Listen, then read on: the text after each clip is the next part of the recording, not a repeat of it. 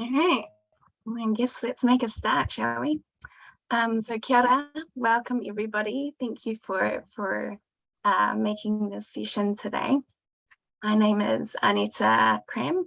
So I'm from the Ngāti Kahungunu and Ngāti Pāhauera tribes in Aotearoa, New Zealand. And I am currently serving as program chair for the Indigenous Peoples and Evaluation. And I'm very happy and very privileged to be able to facilitate this session today and support our lovely speakers. So this session will run for approximately 1 hour, with the presentation being around 40 minutes, leaving enough time for questions and discussion at the end. But please do feel free to write comments and questions as we go along. And then I will scroll back through and then we can focus on them more towards the end of this session. And also please know that the session will be recorded. You won't be recorded unless you wish to unmute to ask the question. And we're also happy to pause the recording if you do want to speak, but not to have your voice captured.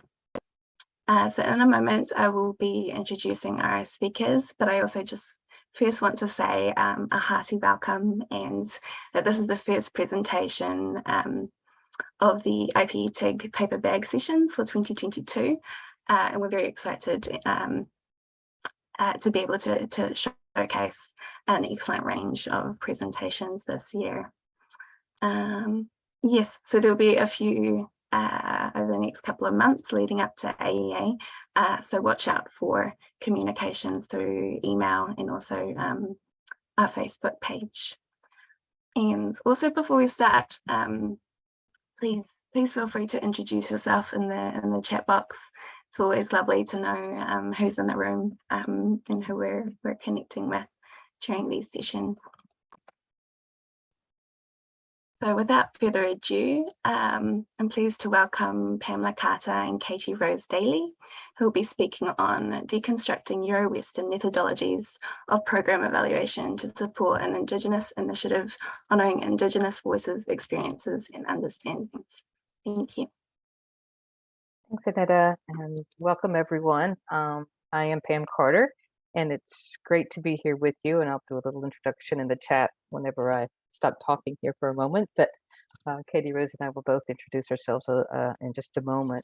I like to start any conversation with honoring all of our ancestors who have gone before us and where we all sit in the land that we're on, and recognize it's because of them that we are where we are and we do what we do. So I would ask that you do the same wherever you are at this moment. Yes, so today's session is we're going to be a little different, and I hope you're okay with that. We originally set this up as a 40-minute conversation with 20 minutes of questions and answers, but it's kind of nicely broken up into 3 sections. So we are considering, doing it a little bit different, and Katie Rose will talk to you about that in a moment. But yeah, please put in your questions in the chat box. We want this to be more of a conversation among our team and among colleagues as we sit here. So what we want to introduce to you is some conversation around a project that we evaluated, a 5-year BIA, Bureau of Indian Affairs within the United States, a piloted initiative called Tiwahe, in which 6 Alaska Native American communities participated. So they were provided access to funds to be able to create their own programs, design how they wanted to be able to improve the wellness and health of their communities. And it was done a little differently than we've been able to do it in the States.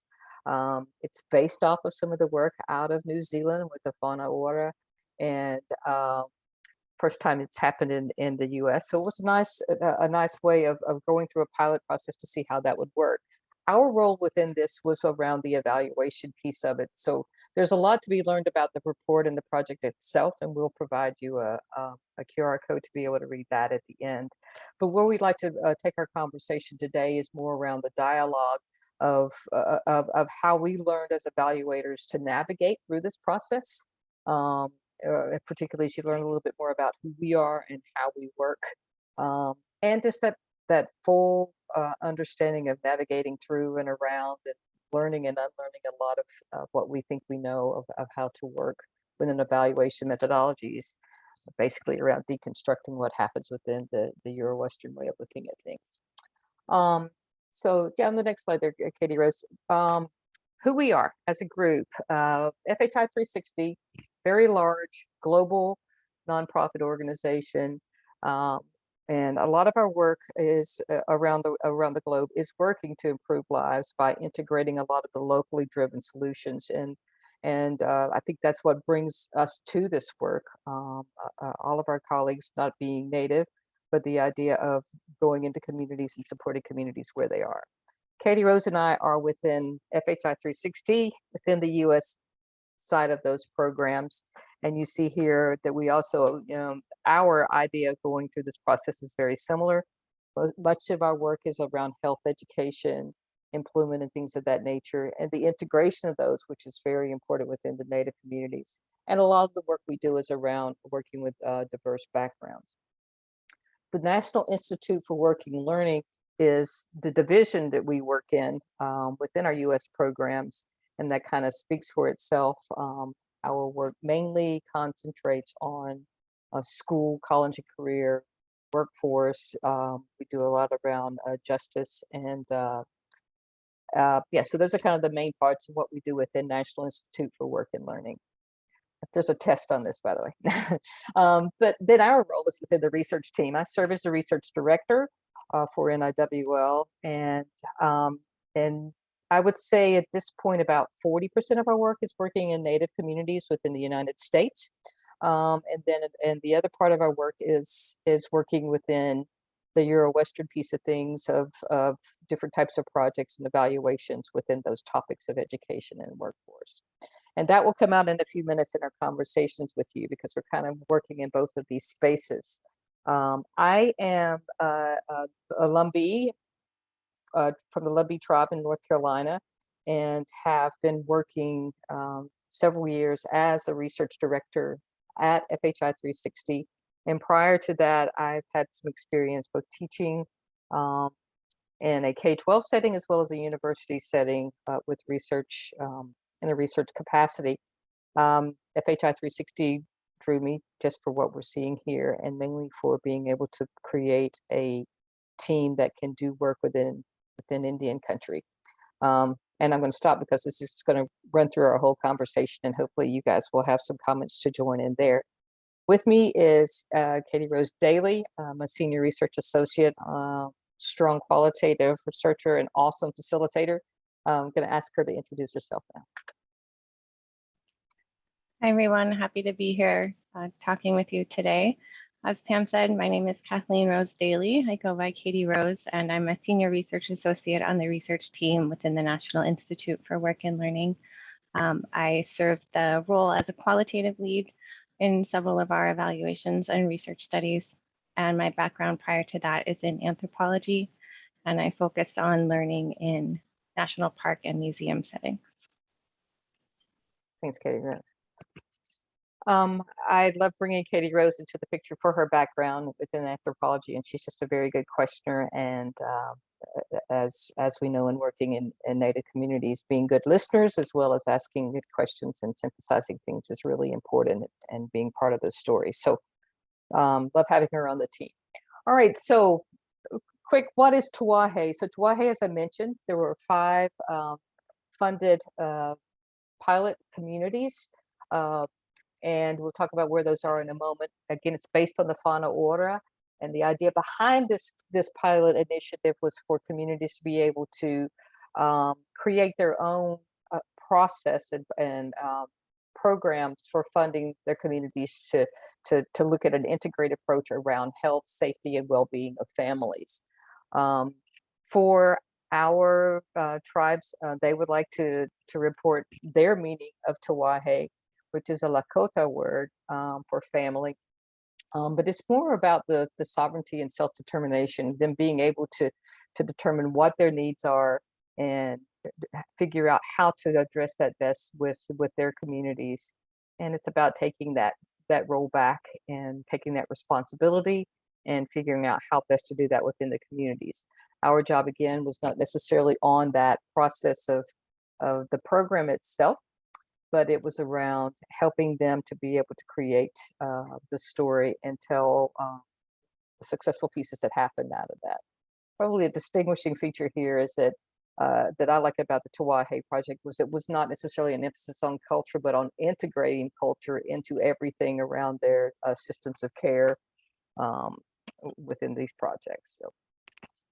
So our approach to this, we sat down, put our project together, thought we knew where we were going. Our idea on the front end was to go out, build the relationships with our communities, spend some time getting to know them, talking to them about what we were asked to do in collecting the stories around the project and looking at their documents.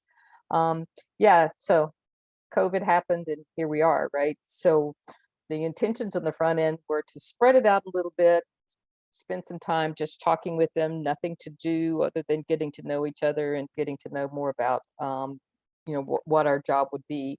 And then to gradually move through that process and work with them on starting to gather some information and figure out who we need to talk to. But with COVID, we kind of pivoted, as we all had to do at some point in time. And working with those relationships became a little more difficult through virtual, but we're doing it now. And I think most of us are getting a little more used to it.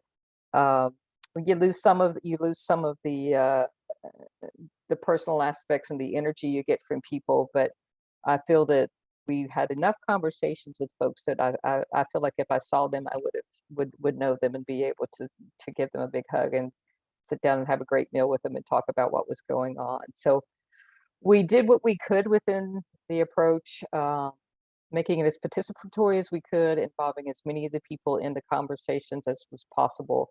And you'll hear a little bit more about that as we talk about how we went through the process. The communities you'll see over on the right, it's a little small.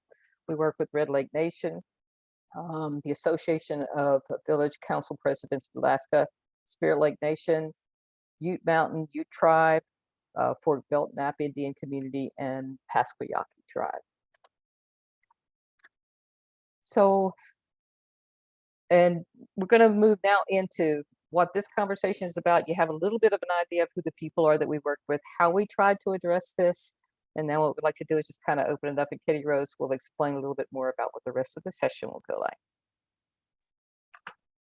Thanks, Pam. So we have about 45 minutes left, and this conversation will be divided into 3 sections of about 15 minutes each. And basically, we'll start with a conversation between myself and Pam about how we approached the Tiwahe evaluation. And then we'd like to invite the audience members into that conversation to talk about how they might have addressed similar questions in their own previous work, or how you hope to address these questions in your work going forward. So in the first section, we'll focus on some questions about the learning and unlearning of Euro-western methodologies. And then next, we'll talk about the importance of community involvement, the assets the Tiwahe communities brought to the table, their engagement throughout the evaluation, and then how this involvement differed from Euro-western models. In the next section, we'll spend some time discussing how we tried to incorporate Indigenous research methods into the process, paying attention to and constantly asking ourselves in the community what this would look like from their perspective, incorporating cultural and community norms, and being really conscious and intentional not to let our Western methodologies overshadow or impede their work. And then lastly, we'll discuss some of the challenges that we faced as we traveled this path and some of the crossroads where decisions were made. And then in each of these 3 areas, we'll stop and ask your thoughts on the topic, as we said, and how you might have navigated similar experiences or clarifying questions that you might have. So we really want this to be a space and a time to come together to expand our knowledge and share our experiences as a collective. So first, we'll talk through learning and unlearning Euro-western methodologies in the Tiwahe evaluation. And I'll start with some questions here for Pam. So what makes Tiwahe different as an approach to social service delivery in Native communities? And then what were the implications of that for how we approached our evaluation differently than in typical Euro-western methodologies? And how did we bring communities together to participate in thinking through what the evaluation would look like? Man, she gives me 3 questions at once. I'll answer the first 2, you can come back with the third. Okay. Yeah, so Tiwahe in general, as I mentioned earlier, the idea of Tiwahe, which came, as we mentioned earlier, was from the Maori and the Whānau Ora, was to realize that in Indigenous communities, services or very little about the communities are separated. We're very holistic way. We think holistically, and we like to do things with a holistic perspective. So it would make sense that if you're addressing services, that you would try to do so the same way. And in the US, our systems are such that the funding is divided into these little categories. If you get this money to work with someone around health services, you get this money to work with them on education, you get this money for, for something else. And it doesn't always separate that nice and easily. So the good thing about Tiwahe was that the communities were given this larger pot of money and said, okay, if you can do what you need to do where you need to do it, what would that look like, and what would success look like to you? So that in itself is just very different and nothing we've dealt with within in the evaluation work that I've been doing. I'm usually given one set of objectives. I've given government priorities and assessment pieces that they want us to particularly address, and to be given this clean slate was a bit scary on the front end and exciting as well. So yeah, how we tackled that was, everyone, it was just a much larger goal, right?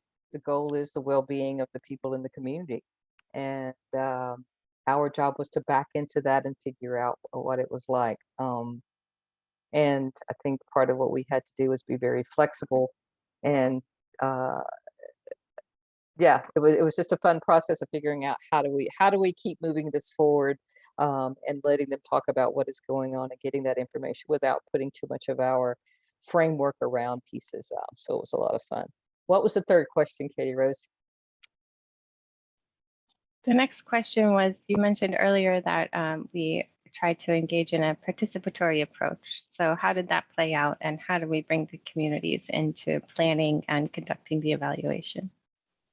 Yeah. So that was very early on. Again, when we were told this is a holistic approach, everyone's going to be doing whatever they want. It was important on the front end, just knowing working in Native communities, to be out there, build a relationship and figure out what was going on. But specifically for this type of work, getting them involved early in the process and saying, hey, we were hired to do this, but you have all the answers and probably all the questions, and let's just kind of get together as a team and talk this through, and let us see how we can best tell the story for you. We started with folks that we were hoping were or we were told were the leaders in the community, which many times they may not be the knowledge keepers in the community. So part of our conversations were meeting people and then asking people who they know, and then who else might be able to give us more information. So the planning process was probably a lot longer than we anticipated. It was a lot longer than we anticipated. Just getting to know the various people within the community, understanding who held what bits of knowledge at what point in time. These people were the ones that helped start the process, or they were the ones responsible for putting this program together. So you must talk to them to find out about these pieces. But this is the person that has taken it to the next level. So yeah, I think our process of bringing them into the community was asking them to bring more people in. I guess if you wanted to use a method of snowballing sort of effect, where who do you know and who do you know and who do you know, until you felt like you were at a space of being able to get that full story. Yeah, I answered that pretty well. So in that process of bringing in the leaders and then snowballing in to bring in additional members of the community, what were those priorities that they identified for the evaluation? Yeah, that's really interesting. Even using the term, what are their priorities? They just looked at us, they're like, well, we want healthy families. We're doing what we've always done. And we're happy to, to talk with you about what we do. I think if we were to put the label of priorities to them, it's the safety and the continued well-being of their community members, and then you define that, right? Because what we might see in a Euro-western world of what that means is very different than in a native world, and for most of them, it came around to being strong individuals, knowing who they are within their native community, knowing their culture and their language. And if and I'm probably putting words into their mouth, and apologies because I don't need to speak for all, but my understanding from those conversations were with that grounding in who they were in their culture and in their language, and being provided what they need for the well-being would make them successful in anything they wanted to do. So those seem to be their priorities. We're getting their people to where they understood who they were as a native, as a community member, and understanding where that came from. So yeah, differing it from where we are within our Euro-western evaluation world. Again, it's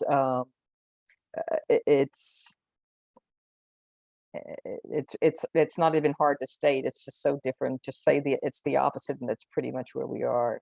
You don't go in with the ideas of helping someone mentally and not helping them have food on their table or helping them get an education. You are just helping them to become overall. And those priorities looked a little different within each community. But if I had to name them as a common theme, that was probably more relevant. Thanks, Pam. I would agree. And I think the ways that each community defined and implemented Tiwahe, as you said, they varied, and partly they varied because of their different respective cultures. And really one of the foundational animating premises of Tiwahe was that culture was integrated throughout service delivery and planning and integration. Yeah. And Katie, we had the Association of Village Council Presidents, Alaska, representing multiple tribes. I think there were 50 some tribes 54. that were represented. Yeah, Yeah. and so you've got the smaller tribes there.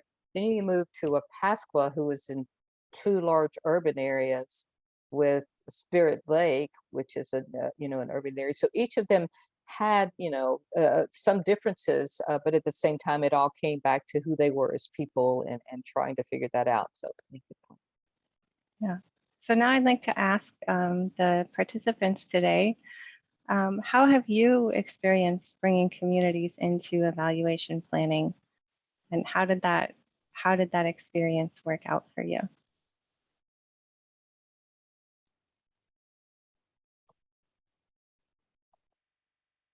feel free to unmute and chat with us, or put it in the chat.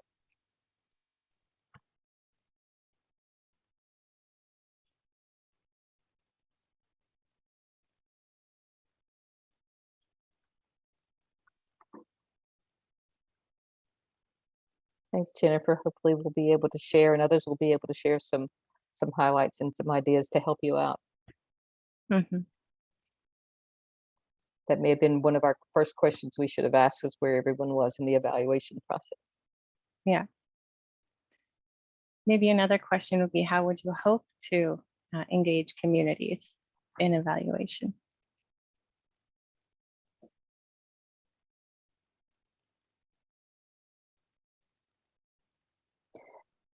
And while they're thinking, Katie Rose, the learning and the unlearning, with the intentional sub area here that we gave to this, I think is the important part, because I would say many of you are on the phone, we're all in the same place for the most part. We've been trained through a Euro-western evaluation process, even if we were able to take some courses in Indigenous research.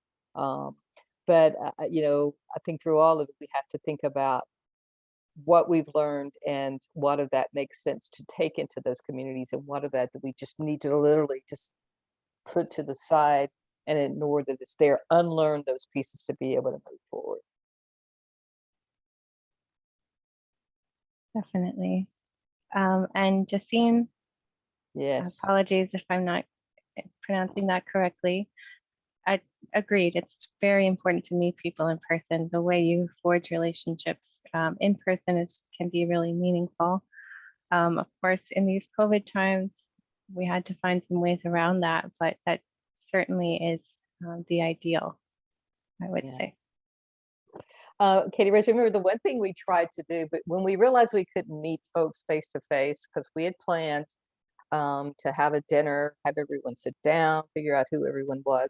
And when we realized we couldn't visit the communities, our next thing was, let's send everyone food. Let's send them, a little gift, little snack back, and have them open it. So in our conversations, they all had the bag. We're like, okay, everybody open it and let's see. But then we had a few people in Alaska that they didn't get their basket until 2 weeks later. But we did everything we tried, we could to build that more of a personal space. But you were exactly right. Face to face is definitely what we want, and we've met some of them since then, and it does go a long way.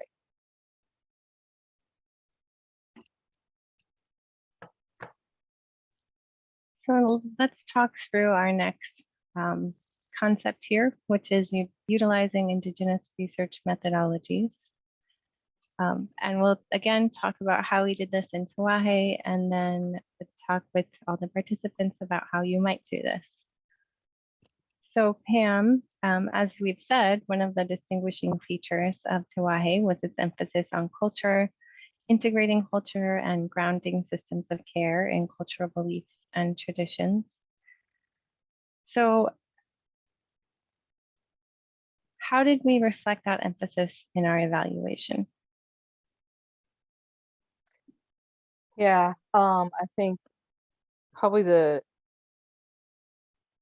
simplest way of stating it is we tried to start and end every decision point with thinking through that manner, right? So we would kind of say, okay, so what does this look like? And then when we would get in there, are we breaking any mores? Are we paying attention to how it may be different in this particular community? And we found out pretty quickly who those the people in the communities that could support us, right? So this wasn't something that we went into with let's do two. So it was very helpful in our conversations to bring in both. We hired someone to help us think through whether or not we were dealing with things appropriately, but then we always brought it to the community as a draft, as a what do you think, and is this a good way to approach it? So I think that was important on the front end, and also just in the relationship building with the individuals on the front end. I have a little quote here on my computer that says, "What you see around you is a result of what you focus on."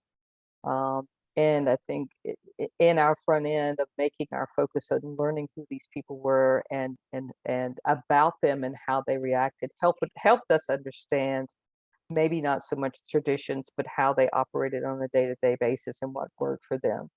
And it was very, very telling, and very quickly we realized that the integrating the culture is just what they do, and they don't even, it's not separate from who they are as individuals. It's just what they are in everything they do, and we just tried to do the same thing in each of our decisions. We wanted to make sure that was in the front end. Mm-hmm. Yeah. And as we think about research methodologies, I want to share a quote from a Lumbee scholar, Brian McKinley Jones Brayboy, who wrote that our stories are our theories, and they serve as the basis for how our communities work. So can you share about how we use storytelling as a data collection and reporting methodology in the Tiwahe evaluation? If you've been around good native storytellers, and a lot of you probably have, it happens in everything. So part of what we tried to do was to allow them to tell us stories, right? We didn't ask straightforward questions that are yes, no, and here's what I did. It was like, can you, literally, you would just start, can you tell me? I'm thinking one person in particular that you'll know who I'm talking about, Katie Rose, but we would ask her something and she would literally stop and say, can I tell you a story? And we're like, of course you can tell us a story. So she would go off on this story, this beautiful description of something, and then she would bring it back to a topic where she could have said to us, we like to give our children space to learn and grow, and therefore we take them outside a lot. Oh, great, thank you so much. But instead, she tells us this 15-minute story that when she ends it by saying, and this is how we work with our youth, it's just so much more descriptive and so much more powerful. I think that also takes us into that space, right? That also allows us to build that relationship with them more, and allowing them that space to tell those stories, and understanding those stories and accepting those and incorporating those back into our written narrative to them, made them realize that this was for them and about them and with them, as we keep saying. But I also remember, some of them would talk about, we would start our conversations and they would talk about a ceremony that they attended the last week and what was going on with it. Or in one case, the woman literally left in the middle of the conversation, and when she came back the next time, her grandson had killed his first moose. And so she goes through the process of explaining all of that to us. Was that something we could specifically write into a narrative to be important? No, but the synthesis of what that meant and how those traditions played into that holistic person of who that child was, and that relationship with that child, with the mother, and the well-being and the understanding of the cultural ways was really important to them. And we incorporated that where we could in our narrative and where we felt it was appropriate. But I think that's how we tried to address that as best we could. Yeah, I would agree, Pam. And I think from a Euro-western framework, you might call what we did semi-structured interviewing, but it really was much broader than that. It really turned into just making space for people to share with us who they are, who their families are, who their communities are. And then ultimately, quite often, after sharing lots of personal background, they would ultimately bring it back to, and this is how this shapes our approach to social service delivery. So the stories, in a way, became data, if you want to look at it from a more Euro-western lens. And Annetta just wrote a great question that we should pose to the crowd, and then we can talk about how we do that as well. She put in here, how do you go about analyzing the story? What did you find to be important to be able to accurately understand their stories?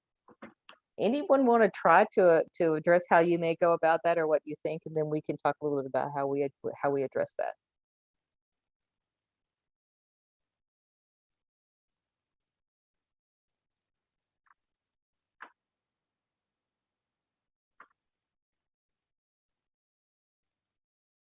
As they're thinking through that, Katie Rose, what comes to mind from this question?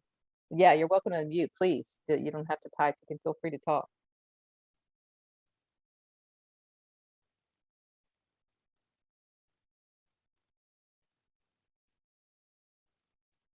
And interrupt me at any time you wish, because I will keep gabbing. But Katie Rose, what this reminds me of is our issue briefs.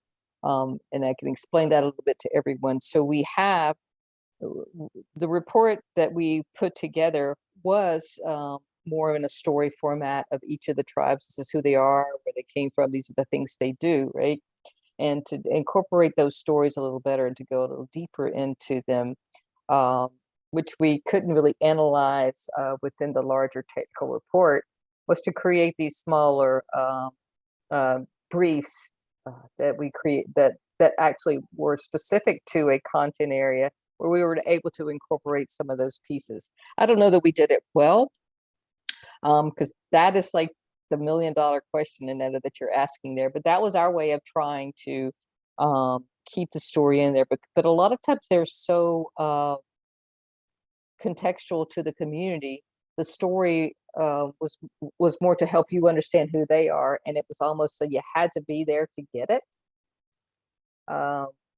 And we did our best in describing what that was in a Western way, and then we handed it back to them for them to say, no, this is what we meant. And we went through 3 iterations of our final draft to where they were making sure we were accurately interpreting their stories. So maybe that's probably the best way that we would say we analyzed it, but then honestly, they went back and rewrote it for us in the way that it should have been. What, Katie, Rose, speak a little bit to that, because you did much of the analysis, the technical analysis. I think another key piece of that is that we are English speakers. Each of the communities spoke one or several native languages. And although we are English speakers, we would ask them to kind of define key ways of thinking for us in their own languages. So at the beginning, we said that Tiwahe means family in Lakota, Nakota, and Dakota. And then, of course, each of the other communities had their own terminology for family that played into how they thought about how they would implement Tiwahe. And so we asked them for kind of their framing and incorporated that into our analysis and in how we presented our findings. And I think that was a key piece. Anyone thought of anything else you would like to add before we move on? This is Anita Cram here. I just like to jump in with my own comments. So I'm currently doing part of my PhD thesis is looking at people's stories, which just have popped up in interviews with different Native communities, and the way that I'm still grappling with how to do this correctly, but one of the ways that I've been thinking about it is, making sure I have a good solid understanding of some of the literature from that community, knowing the history, those sorts of things. And I think, like what you mentioned, how important it is to go back and present the way that you've understood somebody's story, being like, did I capture this correctly? Yeah, so that's just part of it. And I've also I'm getting my sister, who's a bit of an artist, to capture some of the images as well that have come out of these stories, which I think is another important way to really display what they've shared with me. But just some thoughts. Yes, Yeah. I'm with you, Jennifer. Love it. That's exactly right. The pictures, we didn't speak much to that, but we also included the local photos, which gives you a little bit more of a context for what is going on. Yeah, it's back to knowing those knowledge keepers, right? So, and these communities were very very honest with us. We would hand the writing to them, and they would say, I can speak to this, but you need to go talk to so and so to make sure this part is right. And we're like, oh, really? Can you just check with them for it? No. So, it was almost like a 3 or 4 round of interview process. And we just kept working on that narrative until they were comfortable with what that narrative was. And it does take time, Anita. I think the best thing there is what you're doing. You may not want to do it by saying, is this what you said, ... and just speaking to them. It's literally letting them see it in writing as well. And anytime you can incorporate their art, the photos of who they are and the things they're talking about, that's part of the story as well, right? Yeah. Thank you for that.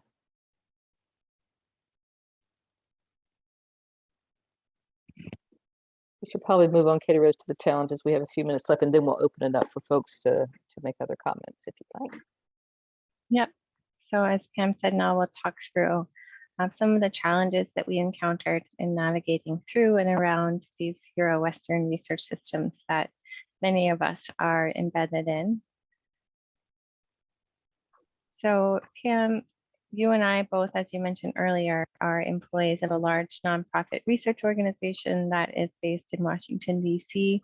and receives government funding as most of our operating funds. So we very much operate within a Euro-western model most of the time. So how did we have to reframe our thinking in collecting data and interpreting findings when working alongside the Tiwahe community? Yeah, there are two parts there. First being, this wasn't government funding, and I just had to keep fighting back. And it was a battle I was happy to do. To say, well, great, but that's not what this client wants. This client is not asking for that. So I think part of that within the larger context of what Katie Rose and I do every day is reminding our organization, particularly in our work globally and with sometimes third world countries, and helping them establish who they are. We say we have different sets of rules for how we do that work. We have different sets of rules for how we do the work within our tribal communities, reminding them that most of them are sovereign or as close to being sovereign, and to see them as a different country and to operate in that manner. So some of those challenges we were able to overcome, and others we just we did things and asked for forgiveness later. And I think it turned out to be a great report, and they were okay with it. Particular challenges, IRB comes to mind. On the front end, and you are my IRB person. So why don't you talk to that a second about some of the challenges we dealt with there? Yeah, absolutely. So of course, as with any study, we went through an ethics review through our institutional review board. And what we encountered when we initially approached them was, I would say, some nervousness on their part. They were almost a little bit scared to even touch Native communities, because although Native communities are not, by federal definition, a vulnerable community, they recognize the history of interactions between academic researchers and Native communities, and the necessity of approaching Native communities with respect. And so we had to kind of hold their hands in working through that nervousness and almost educate our IRB on working alongside Native communities. And then some of the priorities coming from the IRB that, of course, we shared was making sure that we received the appropriate tribal approval. So in most cases, that meant approval from the tribal council and documenting that in writing. And then really ensuring that people knew that their participation was voluntary and respecting local norms and cultures. Of course, ironically, requiring everything in writing and stipulating exactly the way everything is framed in that writing, in a lot of cases kind of violated local norms and cultures. So it was an effort to be respectful that in practice sometimes ended up being a barrier, I would say. Yeah. And the barrier, the part that made me nervous, and I think probably made you nervous as well, is we were building this relationship, and then we come in and we go, oh, we hate to have to do this, but our company is requiring us to do this. So we kind of put it off on them, sort of thing. This isn't ours. We hate to have to do this, but they're making us do this when we had to, and where we could get around things, we did that as well. Good question. Yeah, going through IRBs, none of the communities that we work with had ethics boards together, which is a whole nother question and a whole nother conversation. I'm working now currently with our tribe, and we're 6 months into a process of creating an ethics board for our tribe, and I think that's terribly important that they all have them. And if by all means, find out if there is one. That was one of the first questions we asked. And when they said we didn't have one, we asked who we would go through, which ended up being tribal council. So we shared our processes with them. We told them who was on our board and how we went through an ethics process, and they accepted that. But please make sure you do check. I think even if they don't have an ethics board or an IRB, it's always good to ask them if they do, or who you should go to address how you will be conducting research in their communities and being respectful of that, because we've all seen some examples of where that was not addressed in an appropriate way. But thank you for that question. Yeah, so I've got a little bit, we were on those challenges there. I've got a couple of challenges that I wrote down, Katie Rose, just to kind of throw out. Some of the things that were not anticipated, for example, was internet access. We just think everybody in the world has internet access, and we found particularly Alaska struggling some. For Belknap, they literally had to get in a car and drive to a top of a mountain to be able to get onto the Zoom calls with us. So, you know, gathering people for a conversation, you know, you have to think about what that means, and make those conversations worthwhile, recognizing that there will be times when people can't make the meetings and how you communicate things with them. That was a big challenge. You know, life happens, ceremonies happen, things happen when people will just literally say they're going to be there and they can't. And you figure out how to work with that. And we did that. So meetings, they sometimes have a different place of relevance in the bigger scheme of things. We talked too about our challenges of the context of a conversation sometimes. And I like that we were able to go back with them and ask them to read. And, you know, it was over a 6-8 month period. And I think in that we started that process so early, they were happy that we were doing that. We almost went in as like, I'm not sure if would you look at this? I'm like, oh, and they loved Katie. It's like, oh, Katie, this is very good. This is almost it. This is really good. You captured this part well, but can you talk about this, this, and this? So I think sometimes our missing things in the context, the reason we were able to be as successful as we were was because of how we built the relationship on the front end and let them know all we're doing is telling your story. We kept saying that. They would ask a question. So what do you want to know? We're like, what do you need to tell us? We need to know whatever it is you want to tell us. Well, what are they looking for? Well, we're looking to tell your story of what has happened the last 5 years. And once they realized that's what we were doing, then they really opened up and figured out what their story was. And they would even occasionally say, oh, I forgot that we did so and so. And it really did become their story. So one of the things we reminding ourselves that we were not there to solve problems that didn't actually exist, that only existed in our minds. I kind of wrote that down, right? So things that we may see as being an impediment are things that they meant nothing to them. It was not an impediment at all. And I think that a lot of that goes back to if the children know their culture, they know their language, and they know who they are as an individual, then everything else is going to flow and fall into place. And I think it was really great hearing that, and the whole the 360 approach to addressing that whole child. Tiwahe allowed them that, and made for the stronger results. And hopefully this is something we think will continue and hopefully will grow a little bit more in the country. Went too far on that one, Katie Rose. Go ahead. Next question. So you've just talked about how we really emphasized in working alongside the communities that our role was to support telling their story. Mm-hmm. And the audiences that we were delivering that story to included the Tiwahe communities themselves, as well as other tribal nations that share geography with the United States, and then also with federal policymakers. We shared this report with Congress and with the Bureau of Indian Affairs. So how did those different audiences and perhaps their different lenses play into how we framed our findings? I think we wrote our story to the tribes. We wrote the tribe story, what they told us to put in there. Recognizing very quickly that it was a long 5 stories.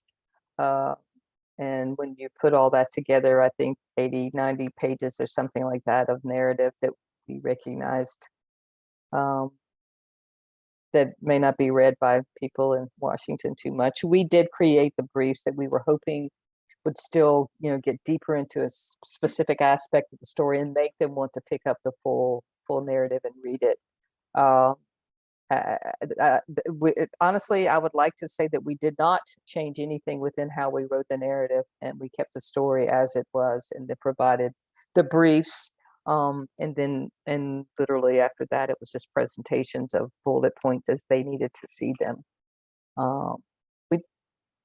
I feel that we did a good job of not changing the story, even though they probably would have liked for us to have done so. Unless you did it and I didn't know about it. Of course not. Pam, can you say something about the findings themselves? So ultimately, did we collect findings that showed that Tiwahe succeeded in what it was hoping to achieve? Yeah, and that was a hard question on the front end, and it ended as a hard question at the back end. But asking that question of each of the communities, I think they were very honest in their responses. And again, it's removing those what we think is the right thing to say or the right answer and going with what, where they are. And in the case of a lot of the communities, if they, one in particular was doing some work with reentry, if they had one person that they were able to impact across that period of time that was no longer participating in any of those behaviors, or if it had stopped any of the substance abuse or had been returned to a family, any of that they considered to be a success, right? And while the integrated approaches are what supported that person to move forward successfully, they would say, yes, it's been a success. I think if we looked at that from a Euro-western perspective, they would go, one person over this 5 years, but it's just a different perspective. They felt that they were successful in that they were speaking more across their services, that whole integration approach, even though they like to consider themselves 360 and holistic. As I mentioned earlier on the front end, the federal government sometimes moves them to a space of silos of not being able to share money for different things, but they learned how to make that happen, and how to work across the departments. And I think that was probably the success for a lot of them. They had 2 and 3 and 4 departments that were now talking and sharing resources and sharing clients so that people were getting what they needed. So yeah, I think overall those were some of the successes of the groups, was recognizing that there were services that were there for them, and that the community was not there for a specific aspect, but actually there to help them with whatever their needs were, in whatever capacity that was. I want to open it up to, we've got 3 minutes. We need to hear something from the community out here. You have a big question to ask them? Well, our very last slide is about some sort of practical tips about how to conduct evaluation. We've talked a lot about how we thought about what we did. So these are just some ideas about how we actually did it. And so I'd like to invite you all to share with the group about your ideas or your experiences about sort of the practical ways that you can go about conducting evaluation with Indigenous communities.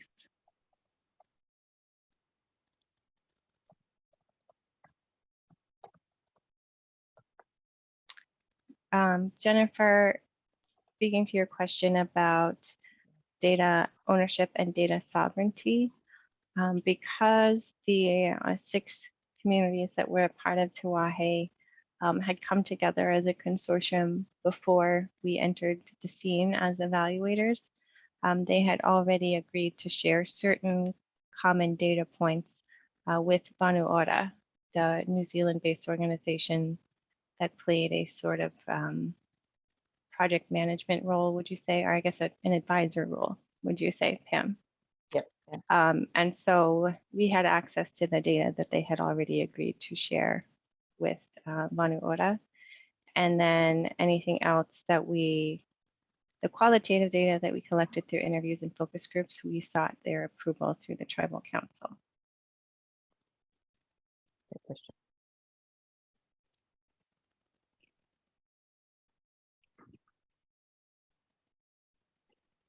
Yeah, so just to kind of leave with some of you as you're going through this, we've got about a minute left. If I had to give some pointers, my first would be do your homework before you go into the communities. Know about their structure, if they're 477, if they're sovereign, wherever they may be. Elizabeth, I'm going to let you go. Question, hand up.